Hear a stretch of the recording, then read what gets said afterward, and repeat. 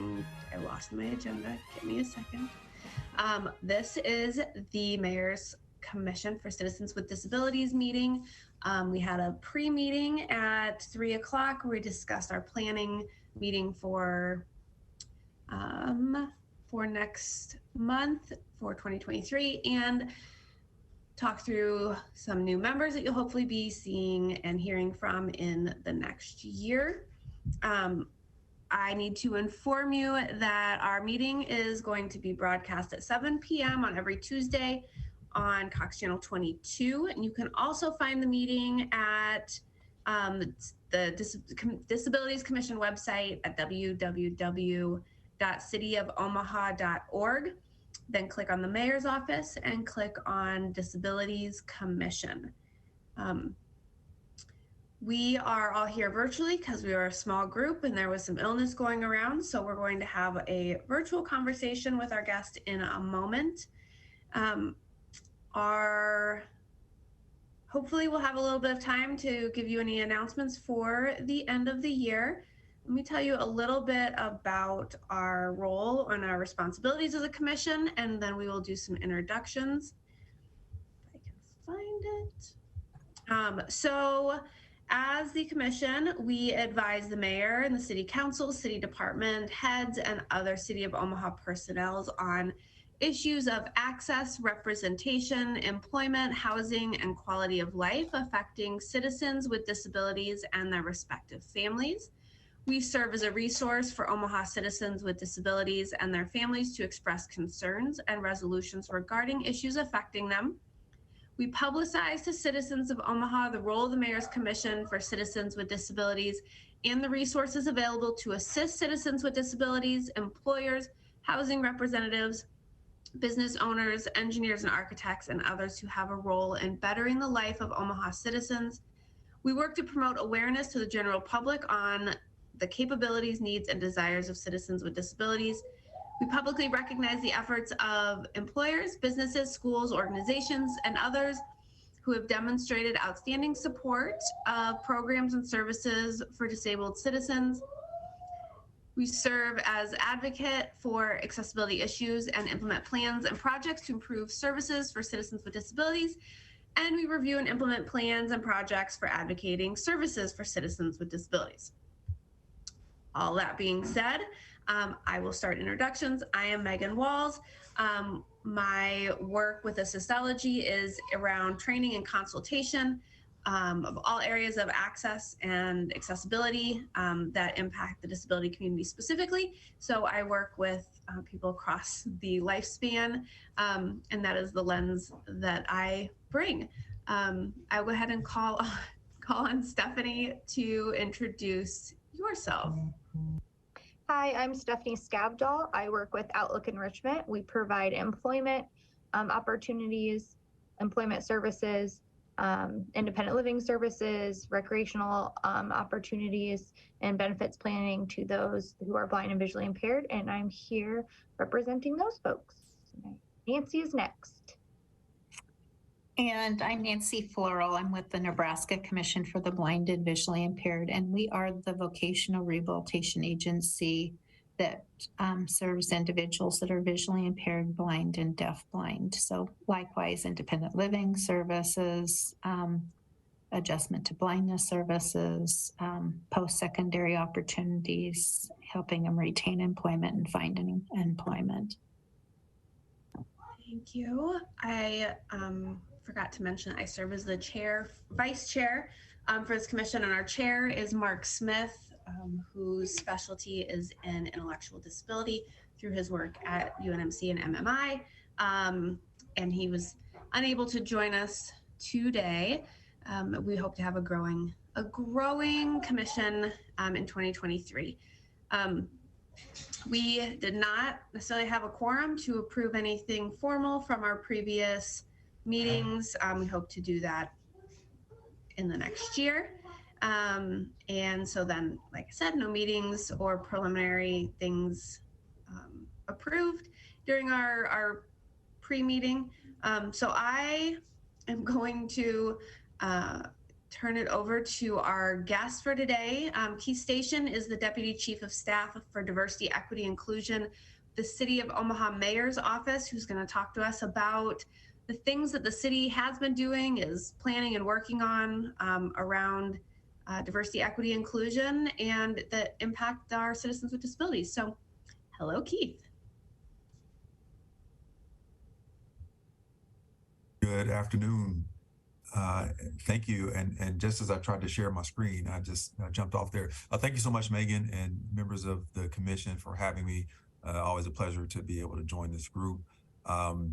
I'd like to walk through some of, as you mentioned, Megan, some of the work that's happening in the city related to diversity, equity, and inclusion. Some of the work that I get to work on directly, some of the work that the various committees that I represent on are doing, including this one, as well as some of the work that will come in 2023. I'd like to hopefully pull the curtain back and hopefully add value to viewers and listeners about how and why we are approaching the work of expanding a culture of inclusion in the city in the way that we are. So if you bear with me, I'll try to pull up my slides here and then walk through those. And I suppose at the end, if there's time for questions, or if you have questions while I'm sharing these, please chime in.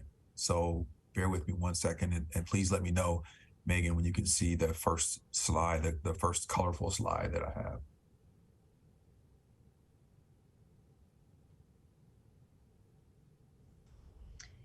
It is up. It is not in presenters mode yet. Okay, let's see.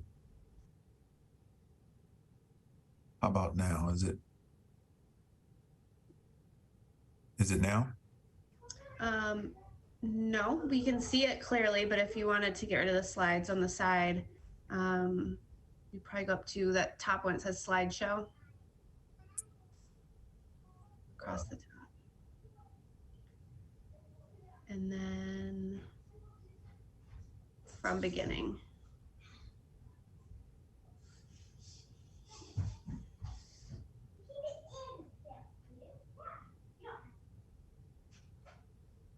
It has not changed. Well, let me try some other buttons. How about now? What do you see? The same thing, but it is, I mean, it's big enough and clear enough. If you wanted to use the sidebar to just do it, it should be fine. Okay.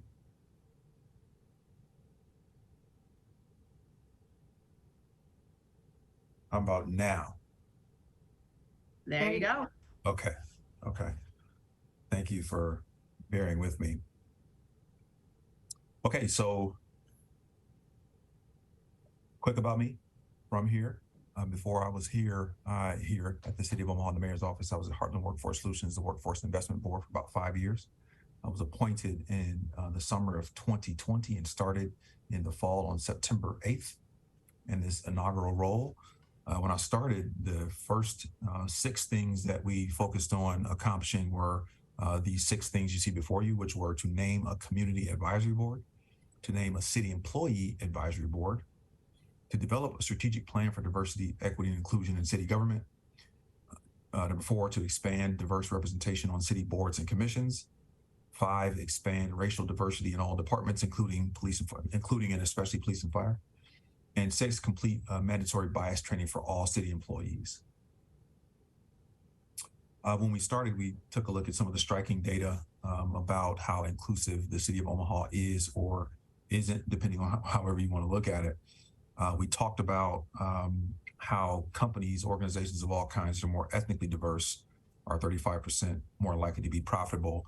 While the city doesn't have a profit motive, it illustrates an important point.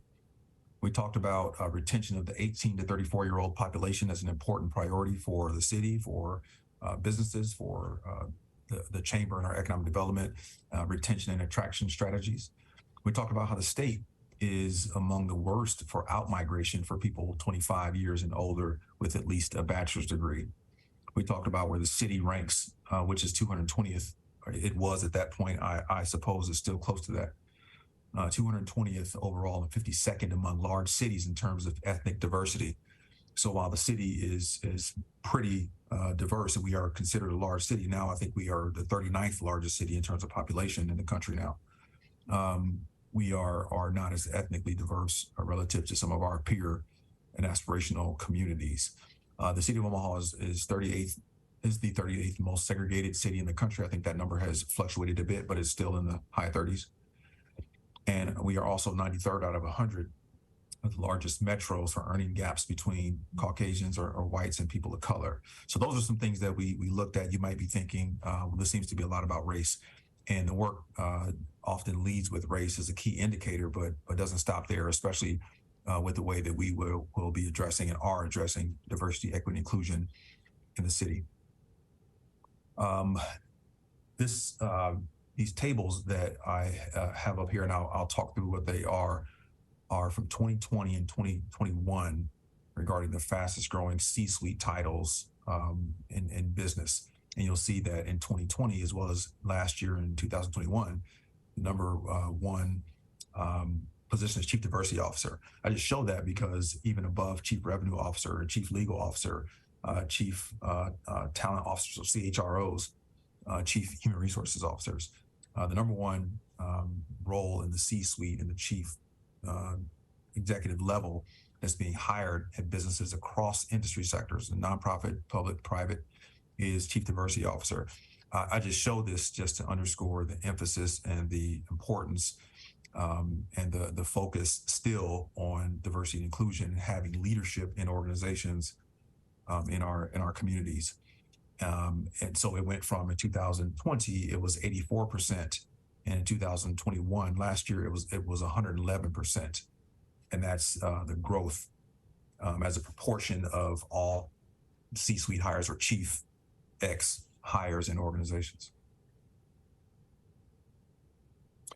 Quickly, some of the objectives for my role when I started, we quickly determined that it would be important to delineate between the internal and external objectives for my role. So the city of Omaha is a 3,000 person plus employer.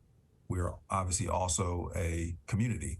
And so for my role, it made sense to make sure that when we're working on things for the city of Omaha's workforce versus when we're working for things for the city at large, that we are clear on that.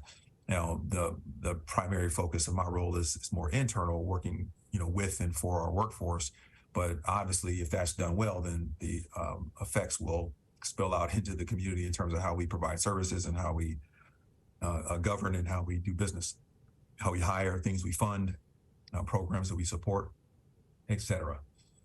Also, as I mentioned when I showed the brief press release for my role, develop a strategic plan for diversity, equity, and inclusion. And then shortly, I'll show you the lead up to the consultant that we're working with for that plan.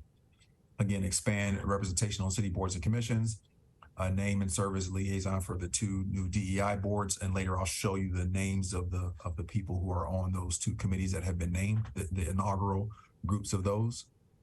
Also, again, expanding racial diversity in all departments to include police and fire. And then lastly, to implement bias training for all city employees. And I have in parentheses there framed as an opportunity to learn about implicit bias versus and it's valuable and a unique perk versus the way I describe it is it's not an arm twist. It's something that we get to do. We want employees to understand that this is something that we get to do. It's a good thing, makes us better. It is an investment to equip city employees with the tools and resources that they need to be able to do their jobs in a way that serves the community well. And how can we hold people accountable for expanding culture of inclusion if we haven't equipped them with those tools? And so that's what that training will be. There are some departments that are already underway with that training, and that's great. And we'll build on that, and we'll also make sure there's some consistency across departments on how we are offering implicit bias training. It was clear to me that a key partnership and alignment with the Human Resources Department as well as the Human Rights and Relations Department was an important thing to do. Also, it was also apparent that there are some ways we don't need to recreate the wheel. There are some great initiatives and programs and momentum that are already happening. For example, the Chamber's Code Initiative that are engaging the community and businesses and community members in conversations and education and learning and progress in the area of diversity, equity, inclusion. And then the last point there is something that's important to me that I've found to be effective when we are administering this work is how do we role model having respectful, responsible conversations about diversity, equity, inclusion, belonging, culture, and bias. These are hard topics to discuss sometimes. They make people feel uncomfortable. And while our role is not to make people feel comfortable all the time, it is important to just be mindful that the conversations can be heavy and can be intricate and can be detailed and can be emotional. And so it is our charge to make sure that we are creating space for all voices to be heard and for that to turn into action that makes us better as a city. I talked about the code initiative. One of the first things we were able to do was support the Chamber's Code Initiative. The mayor was happy to sign the pledge and join and align with the CEOs for code, and also several of my colleagues in the mayor's office attend and support the Chamber's Code Employer Coalition group that again is one of several coalitions in town of diversity, equity, inclusion practitioners and professionals that convene to learn together, to share, to talk about strategies, and to support one another.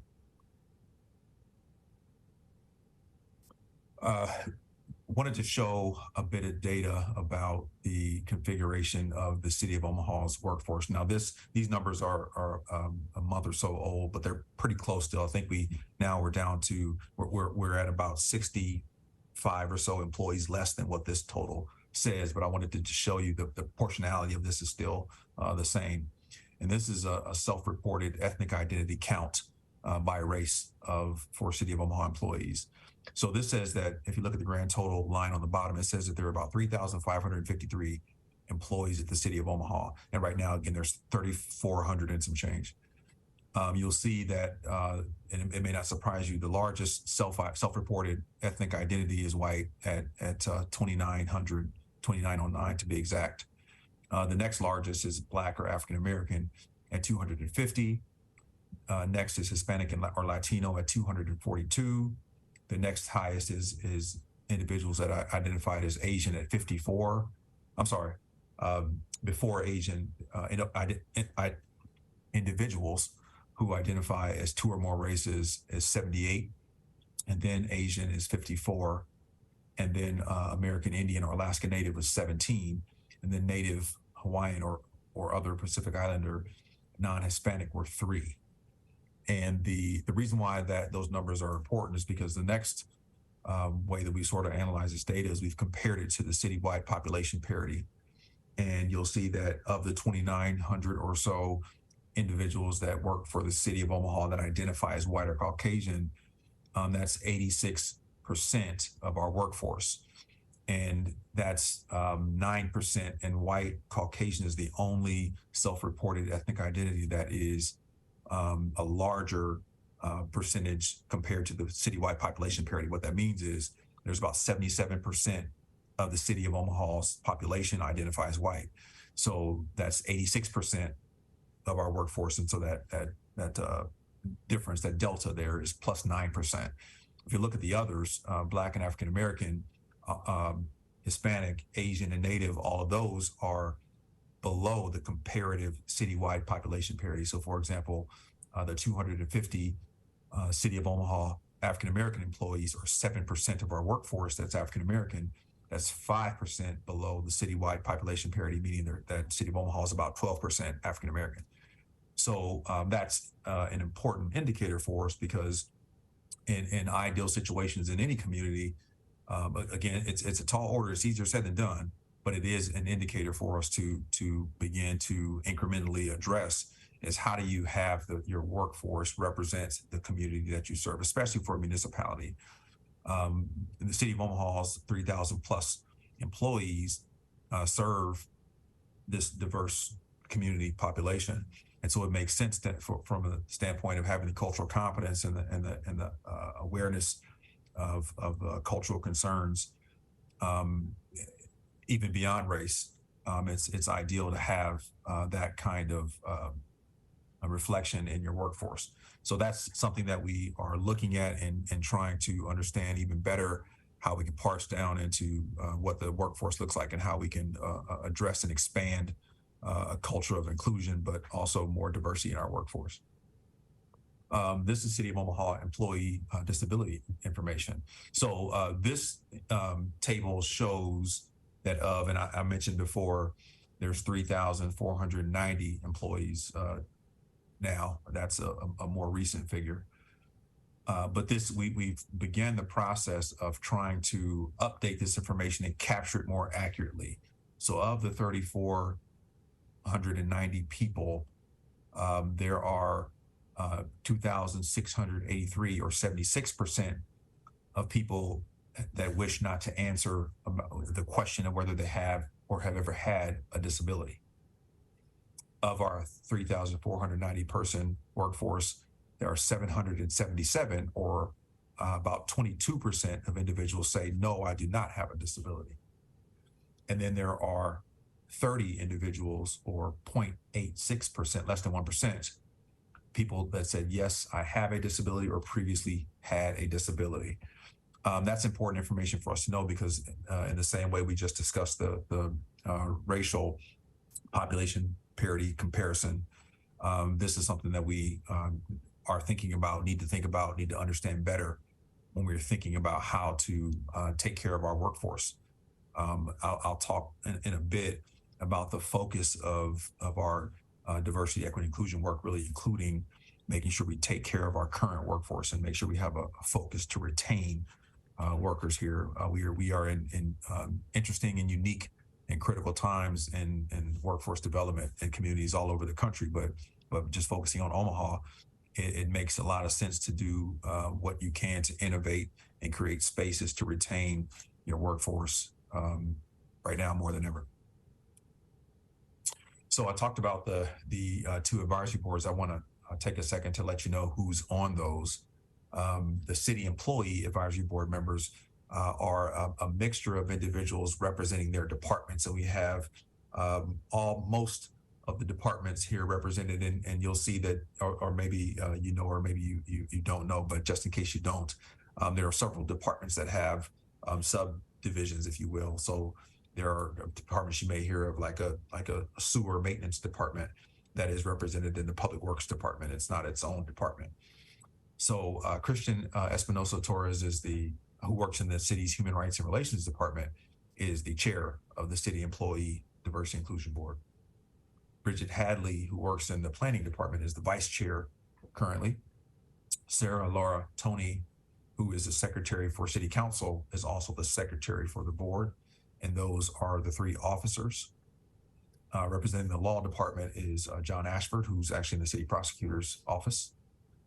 Dan Cedar is with the Parks and Recreation Department. He's the assistant director. Jasmine Goodwin is with the Omaha Convention and Visitors Bureau, otherwise known as Visit Omaha. Anna Wilcoxon is with the Omaha Public Libraries. Galat Tong is with the Omaha Police Department. Also with the Omaha Police Department is Deputy Chief Cherie Thomas. Katie Swanson is another Parks and Recreation Department representative. Frank Rita is with the City Planning Department, he in addition to Bridget Hadley. Captain Wyvie Jones is the Omaha Fire Department representative. Donna Waller in the Finance Department. And Juan Villalobos in the Human Resources Department. The departments that are missing at this time, we don't have anyone from the city clerk's office, and that's something we are thinking about and working on, and how we represent fully the city, because that's what the purpose of having all of the departmental representation is. And there are some departments, again, that are so vast and have different types of operations that it makes sense to have more than one person as a part of those groups. Now let's look at the community member board. So Jin Ray Wong is a community member representative, and she's also on the Omaha Public Libraries board. So we have several individuals that represent on multiple boards, as well as the DEI community board. Echo Hawk Left Hand is a member of the Native American Advisory Board, as well as the Greater Community Board. Lupe Cole is a member of the Millennials Advisory Board. John Carl Denkovich is the chair of the LGBTQ plus advisory board. Currently, we do not have an individual that represents the Human Rights and Relations Board. That is pending. And then also for this commission, we don't have a representative named at the moment. And so those are a couple of priorities that we are looking at backfilling there. So we appreciate y'all's help on making sure we stay aligned there. Calvin Jones is a member of the community board. Gina Ponce is a member of the community board. Nikki Clark, Ugochukwu or Jude Okolo is a member of the community board. Shelley Mann, Elizabeth Ajongo, and Demetrius Watson. These individuals applied when the board was created just over a couple of years ago. And there was a review committee that looked at the applications and looked at the mission statements that individuals submitted. The initial configuration was to have an individual from each of the 7 city council districts represented. So it was intentional to make sure that they were diverse in as many ways as possible, from city geography to ethnic identity, to age, to occupation. And we feel that we did a really good job of confirming and appointing these individuals. And they've all been great and have offered some great input to what we can do to expand the culture of inclusion again, within the city's workforce and then externally into the community.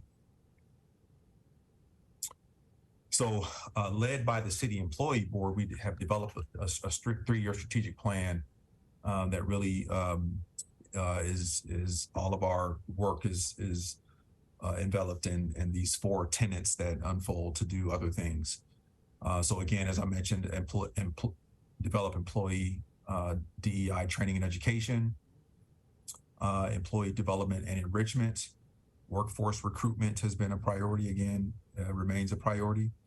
And then also city employee culture and branding is a part of that as well. We understand that the appearance or the brand that the city has as an employer is very important to us. We want to open that up. We want to extend that. We want to make sure from a workforce development standpoint that people understand that there are vast careers in the city of Omaha, and working for the city of Omaha. We desire to have innovative, creative, driven, dynamic professionals that work for the city. So we want to be a little bit more open and clear about those opportunities. On August 2nd of this year, we were able to accomplish a very important goal of ours, which was to secure our consultant to continue to build out our strategy to help us develop training and to really expand and confirm our structure for our diversity inclusion work. And so with the blessing of the mayor and support of the Omaha City Council, we activated a partnership with the National League of Cities.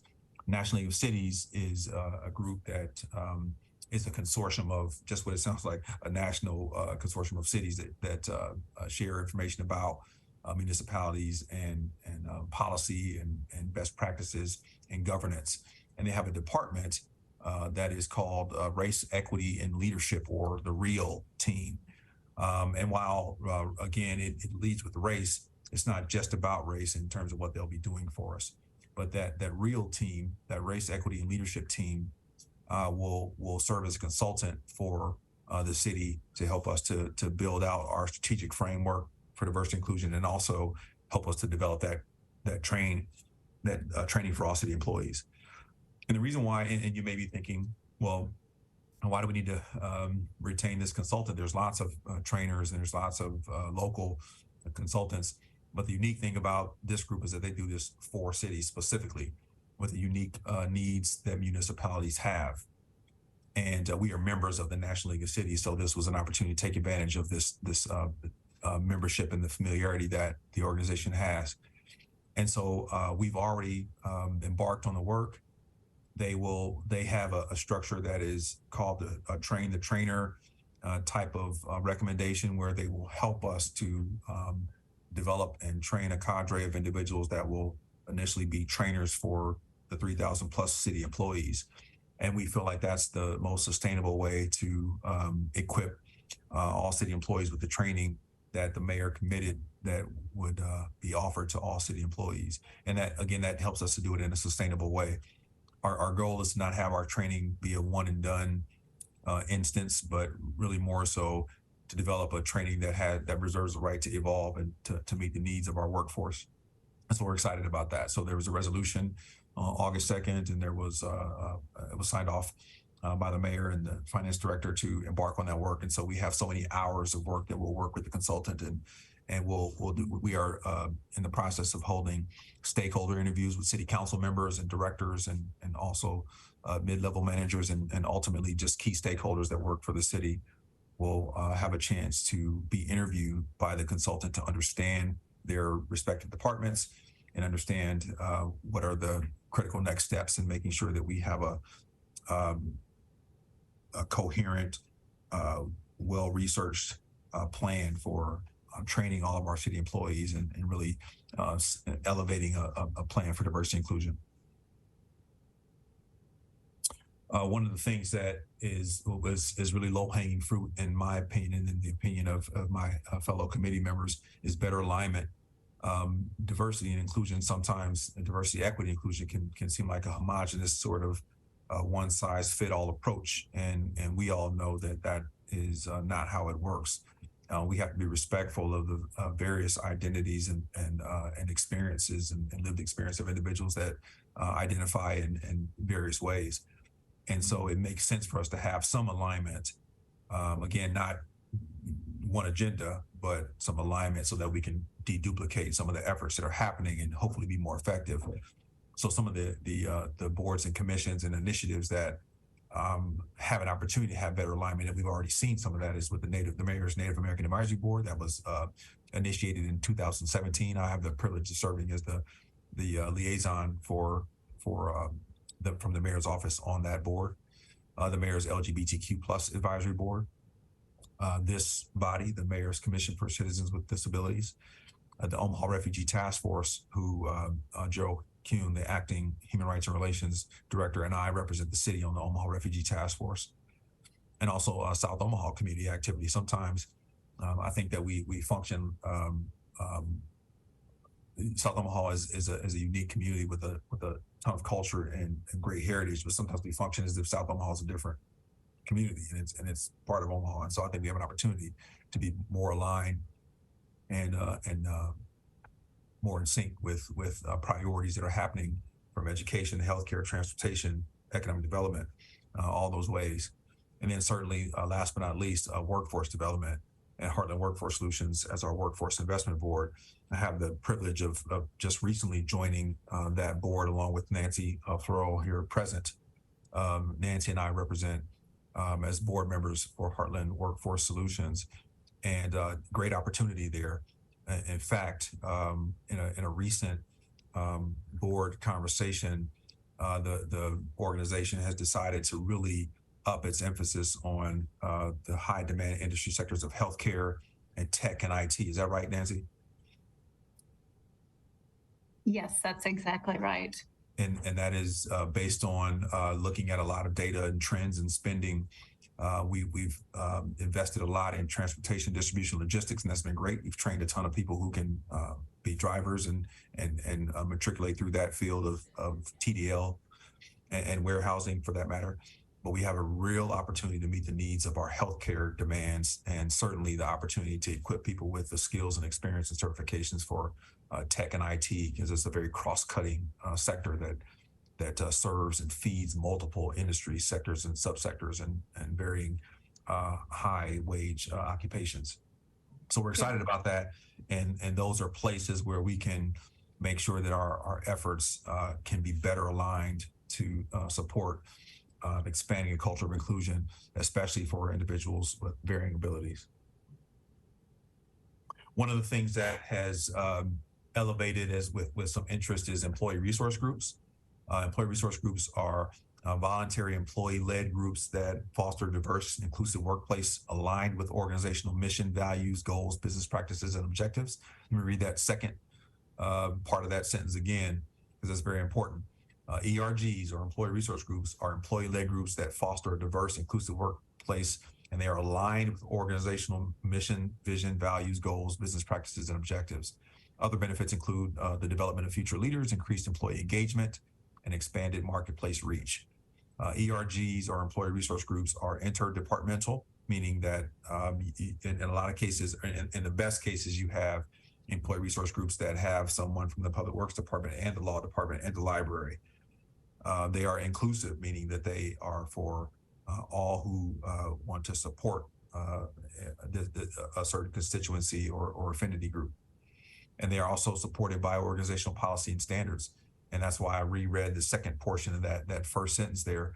Employee resource groups are really an expanded portion of an organization's mission, and they are meant to foster a culture of belonging and support in an organization. And the data says that organizations that have employee resource groups have people that are employed at a higher clip, that are retained and stay longer, and then last and maybe just as important as the others is that that's the best recruitment tool, is an engaged, satisfied, fulfilled, well compensated, fairly compensated employee.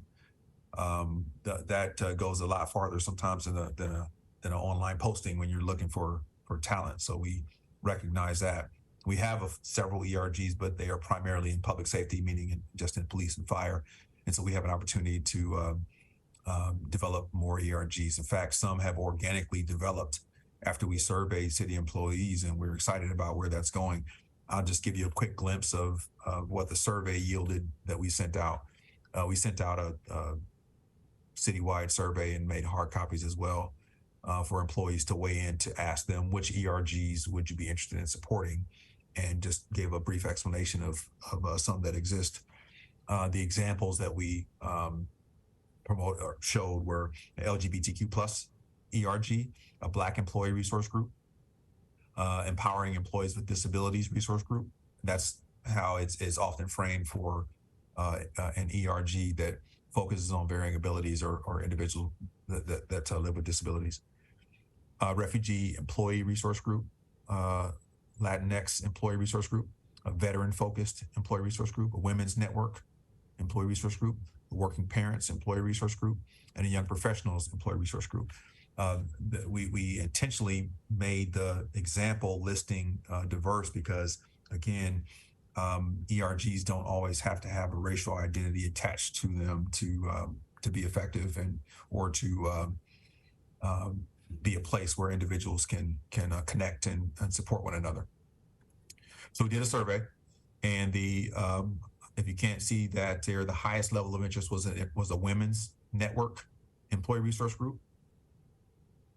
Some of the others that were higher were career development employee resource group. There was some interest for empowering employees with disabilities resource group. We got about a little over 300 responses back, which was a decent sample size, but we'd like to continue to see where there is interest. We also offered this survey with an open-ended question that said, what are some other employee resource groups you'd be interested in taking part in? And we got everything from gardening to religious ERG to lots of other things. So we have some important feedback that we got from city employees, again, across departments. I always like to share where individuals can find information about boards and commissions. Again, there are over 50 of them, and there's an opportunity for you to submit an application, and that's at the mayors-office.cityofomaha.org/boards and commissions. With a simple search of City of Omaha boards and commissions, you can see this list. When you click on one of the groups, it'll expand to show you who are the members of the board, and it gives you a brief description of what the board is meant to do. Some of the boards that exist are created by state mandate, some by city ordinance, and then some by executive order, meaning the mayor has the right to enact that. For example, the Mayor's Native American Advisory Board, Mayor Stothard initiated that board in 2017, and that board was initiated after Zachary Bearhills was killed. This second page is just a listing of all those, just as an example. it to be on some of the boards and commissions, you have to be a resident of the city, and I just have a page here that highlights how you can check if you are within the city limits. Sometimes people live in an SID that's in a area that maybe isn't in the city proper, so it's easy to check with your address if you are in the city and which district you're in. The next thing I wanted to share was the Mobile Omaha app. If you have not downloaded the Mobile Omaha app, you should do it. Here are the two versions for iOS users and for Android users. You can get information about the latest news, press releases, city resources, phone numbers, and information that will be useful for you. Even if you aren't connected to a wireless signal, you can still get some information about city resources and information. So the Mobile Omaha app is free and easy to download, and we should all do it. Also, I have begun to share this resource even more. There's so much information in the 2023 and even previous years adopted budget that lives on the finance page of the City of Omaha's website. So finance.cityofomaha.org, you can see the budget. It breaks down the percentage and proportionality of tax dollars paid, who works in what department, duties and responsibilities that are bestowed to various boards and commissions, information about ordinances. It's very, very useful and informative resource that I think not enough people take a look at to really understand where the city's investments are and what our priorities are. So please spread the news about the city's budget. The mayor presents the budget to the council in the every summer, and budget time really comes around, seems like very frequently. It'll be time to start talking about the 2024 budget, I think probably in the next couple of months. So it's a pretty important and long process, but one that's helpful. So encourage as many people as you can to take a look at that city budget. And then lastly, here's my information for anyone that would like to contact me. Again, my name is Keith Station. I'm Deputy Chief of Staff for Diversity, Equity, and Inclusion. I am at 1819 Farnham and Suite 300 in the mayor's office. And my phone number is 402-444-5054. And my email is keith.station@cityofomaha.org. Megan, that is the end of my presentation. I am happy to take questions or be a part of discussion if. Yeah, I have a question, Keith. Thank you for showing up here and just being a wealth of knowledge about and being transparent about the future and diversity, equity, and inclusion within the city of Omaha. I think I don't think there's ever been a mayor that has had this position in their cabinet before, and I just want you're a trailblazer, and definitely thank you for all that.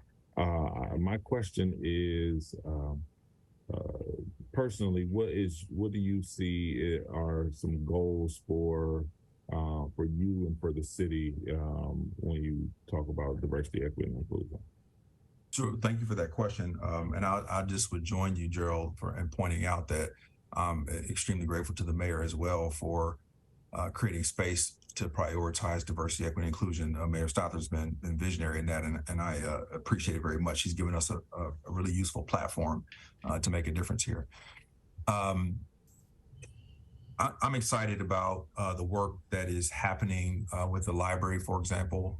The consultant we have is really, really intentional about making sure that where our library is going is inclusive and is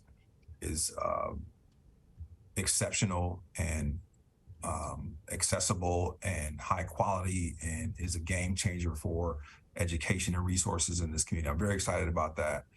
I am encouraged by the fact that the city is now a part of the Vision Zero national, really international program that is focused on eliminating traffic fatalities. It would seem to be a lofty goal when you say Vision Zero is meant to make sure that there are zero fatalities with pedestrians and vehicles, or even vehicle to vehicle. But the city is vested, is locked in on it, and I'm excited to be a part of that, to see where that goes. Also, the city's investment in affordable housing I'm very excited about that. I've learned so much in the last year about what we can do to address the deficit that we have in our region for affordable housing. You all have heard it's somewhere estimated between 80,000 to 100,000 units shy of affordable housing in our community. And affordable means different things, but affordable, quote, takes into account the area average median income, and also the number of people that can afford to spend 30% or less of their income going toward housing. And there's been some significant investments in by the city and by philanthropy and by Front Porch Investments, for example, to really address that head on, and to sort of pull in a cross-sectional leadership group to address it in three ways: in repurposing existing facilities, and new builds, and then also refurbishing substandard situations that, case in point, the unfortunate news that we are reacting to today are all opportunities that really make me excited, Gerald, about where we can go in this city as we address, the least of us and where the needs are great, and then also celebrate the success of expanding in economic development. One of the things that the mayor, as you know, Gerald, the mayor is always reminds us is that we can do both. We can expand and have important, great projects like the riverfront. We can also make sure we're addressing where there's great, urgent, critical need. I'm excited. I have a new coworker named Tamara Dwyer, who is right across the hallway. Tamara is the new homeless services coordinator, and so she is a thought leader and a nationally well respected person in working in homeless services that'll offer some leadership for the city to be on the front lines of addressing how we can systematize solutions for individuals who are experiencing homelessness, and how we tie that into housing, and how we tie that into other boards, commissions, initiatives that are addressing people that need help, and again, in housing and transit and healthcare, and where the need is most urgent, acute, and greatest. Thank you. And Keith, this is Nancy. I have a question. So you touched on some of those statistics about employees that maybe disclose disability, and sometimes that's a real sensitive area, and not everyone's willing to do that. And when you look at the city of Omaha is one of the larger employers of the area, it'd be always kind of interesting to know how many people are actually hired that are disabled versus maybe some existing employees that they have accommodated their disability and been able to retain. I guess my other comment is I really feel like it takes a village, all of us, to work together. And I think training that we can provide to departments, and that about educating them about how to retain their talent if they start experiencing a disability. I don't know what that looks like, but I do think we run into that all the time, that oftentimes some of those, the HR is very educated about disability rights and things, but when it gets down to those hiring managers or frontline supervisors, how they can learn more about being able to retain that talent and not to be worried about maybe some of the simple accommodations, because the average individual that is placed in employment that has a disability, it costs very little to accommodate them.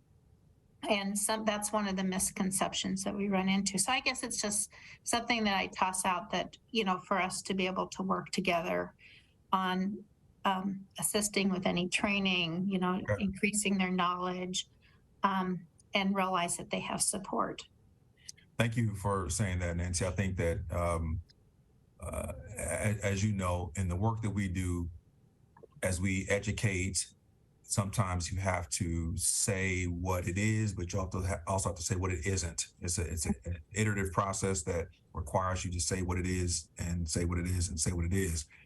And I think that's important to debunk some of those myths, to create more advocates, to help people understand how to be a champion for just expanded awareness of it, to the degree that we can, to allow space for people to have grace to ask questions and to learn, and to be willing to be open to something that they don't know about, or that they may feel is a sensitive topic. Creating space for that is part of our job too. And so I appreciate that. And as it relates to better, more accurate data related to the city of Omaha's workforce, and how, and even the city of Omaha as a community, that we have a real opportunity there. The good news is that the Human Resources Department understands that there's a better way to gather this data. And I'm giving this data also with the caveat that they are working with the law department to get a better understanding. Because I think, to be honest with you, Nancy, I think that 30 is very low when you think about the number of folks that work for the city of Omaha. But there's perhaps a stigma attached with someone self-identifying that they have or have had a disability. And so how can we normalize making sure we have accommodations for individuals that have or may have had a disability, and make sure that they know that the city of Omaha values all of its employees for all the reasons. I think that's lofty but attainable, in my opinion. Mm-hmm. Thank you, Keith. Thank you. One of my questions that hasn't already been asked was, when you're working on or thinking about engaging, police and fire emergency teams, is there anything that you can share about what aspects of diversity and inclusion, hopefully some related to the disability community, that have been in discussion, or that, or if there are ways that we as a commission can support that effort, so that as emergency preparedness and other responses are, activated or needed, they're as prepared as can be. Sure. Yeah, I think that the first thing that comes to mind, Megan, is the response from law enforcement and fire and rescue. It's well documented and has been shared that with law enforcement, for example, the mental health co-responders are a big part of assessing how we show up to when law enforcement is called. Now, while that is not the end all be all for what we can do, it is an important investment, I think. Investment in literally and figuratively, in what we can do to meet people where they are, and to meet the needs of people that may have a mental health challenge, or somebody with a diagnosed mental illness. Making sure we have the mental health co-responders will help to de-escalate situations much better. And just, again, equipping law enforcement and fire and rescue with the tactics and the training to de-escalate situations, understand what people may need, and hopefully make situations better and not worse when they show up. Public safety has a hard go sometimes, and if we can make sure that, and police officers and firefighters are human beings too, and so if we can make sure that they are invested in and feel invested in and equipped with the resources to meet, in a lot of cases, their fellow citizens with the understanding and the cultural competence and the cultural awareness, again, in all the ways, then that's better. If we have a workforce that is diverse and reflects the communities that they're being served, especially in law enforcement and fire and rescue, that's all the better. I think it just lends to a safer place for the community, but also for our first responders. That's something that's important, is safety on both sides. I think sometimes we lose that. I think that we have to certainly think about these departments exist to keep citizens safe, but it is a priority and prerogative of the city to keep those employees safe. And I think that investing and expanding a culture of diversity and inclusion works both ways of that. You know, I think that sometimes it goes without, I think it goes without saying, but sometimes we need to say that this is, you know, this work also is meant to protect our law enforcement officers and firefighters from the situations that they're put into. And I think we ought to celebrate that and promote that and be, you know, feel like that's a win for our community, that investment is happening, you know, for both of those groups. Yeah, that's great. Thank you for sharing all that. It's always nice to see how interdepartment collaboration can kind of come together for the greater impact, you know, in the community and those being served. We are down to like our final, I think, 4 minutes, if I'm correct. Does anyone have any final thoughts or questions for Key? This is Nancy. I was just going to say, I think was a really wonderful presentation because Keith, when you first started, you came and joined us, and to sit here and look at where we are today, you know, I think, you know, it's really exciting to see what's been put in place. And I just think as we continue to collaborate, you know, I think it's just going to get even better. But this has raised some questions today as we start planning our meetings for the next, this next year, of some ideas for us to be thinking about working on with the different boards or city departments. Great. Thank you for saying that, Nancy, and likewise. And I'm happy to join as a participant in this group periodically. And then also, if you'll recall, Aaron Porterfield came before this body earlier this year to address disability inclusion and workforce. And so I'd love to, Nancy, maybe you as a fellow board member of Heartland Workforce Solutions, put our heads together with Aaron Porterfield just to see if we can check in periodically to keep that workforce conversation going and discussed here for citizens who are tuning into this meeting. I'd love to do that. That'd be great. And Madam Chair, I was going to say I have no announcements. So okay, no announcement for me either. Right. It's kind of quiet end of year stuff. So no old business, no new business, no announcements. So we're kind of wrapping up. We'll thank Jamie, our sign interpreter, and for Cox Communications for taping us. Channel 22 each Tuesday at 7 o'clock. Our next meeting is scheduled for January 23rd, where we're going to do our annual planning and take some of these ideas, hopefully, and build them into some valuable content and speakers and activities for next year. And if no one has anything else, we will officially adjourn. Just wish everyone a wonderful holidays. Absolutely. Thank you. Same to you. Yeah, have a good holiday and keep warm these next couple days. And travel safe if you're on the roads. Thank you, everybody.